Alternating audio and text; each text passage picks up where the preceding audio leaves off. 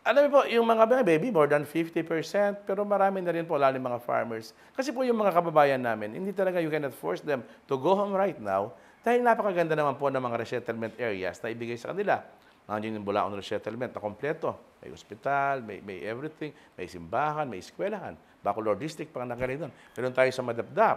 At ang ganda ng kabuhayan sa Madapdap, malapit sila sa Clark, yung Santa Lucia, resettlement, at iba't iba pang resettlement, mga Pandakake. So hindi talaga bigla-bigla yung pag-uwi. Parang ang mangyayari yung ginawang bahay sa Bacolor, parang bakasyunan, mga resorts, mga talagang mga rest house nila. So yung mga bumalik, talagang totally is more than 50%. Yung actual population po ng Bacolor sa kasalukuyan is more than 50,000, a little bit of more than 50,000. Kapareho lang po ng voting population.